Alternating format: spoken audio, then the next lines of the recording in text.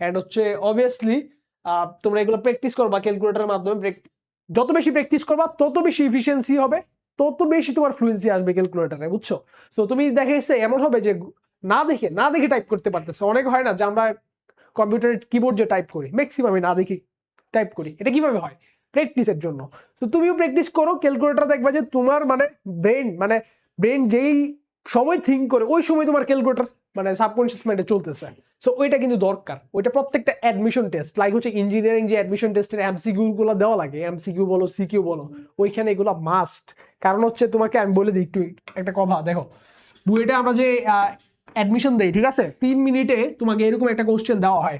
3 মিনিটের মধ্যে এখানে হচ্ছে দেওয়া হবে কোশ্চেনটা, এখানে জাস্ট একটা ছোট্ট করে এটা একটা পেজের অর্ধেকটা অংশ থাকে, কি অর্ধেকটা অংশ যদি একটু কম থাকে যে খাতা আনসার লিখার মতো।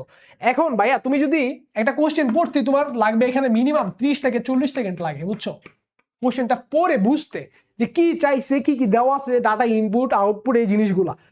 এখন তুমি যদি পড়তে তোমার 30 থেকে 40 সেকেন্ড লাগে বুঝতে, প্রসেস করতে জিনিসটা, তুমি যদি তারপর ক্যালকুলেটরে যে হাত দাও, হাত দিয়ে যদি ওইখানে ফাংশন ঠিকঠাক ভাবে খুঁজে না পাও, হ্যাঁ, তাহলে কি হবে জিনিসটা? তুমি কি ইন টাইমে আবার লিখতে পারবা? ক্যালকুলেশন করে দেন আনসারটা খাতায় লিখে দিয়ে আসতে পারবা না।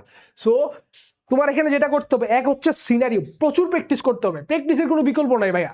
তুমি প্র্যাকটিস করবা, প্র্যাকটিস করতে করতে এমন যেন হয় একটা কোশ্চেন তুমি দেখছো, ওই কোশ্চেনটা দেখা মাত্রই তোমার মাথায় সিনারিওটা চলে আসছে।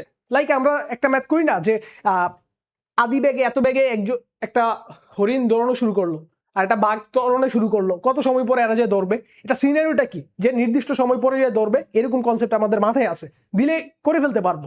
বাট যদি আমরা সিনারিওটা যদি মাথায় না থাকতো, তাহলে কি আমরা অনেক ফাস্ট করতে পারবো না। সো সিনারিওটা মাথায় রাখবা, দেন হচ্ছে যে ক্যালকুলেটরের হ্যাক্সের কম্বিনেশন গুলো সবগুলা মিলে একদম তোমাকে পারফেক্ট হতে হবে, নাহলে তুমি এই যে জার্নিটা আছে না, এখানে সার্ভাইভ করতে পারবে না।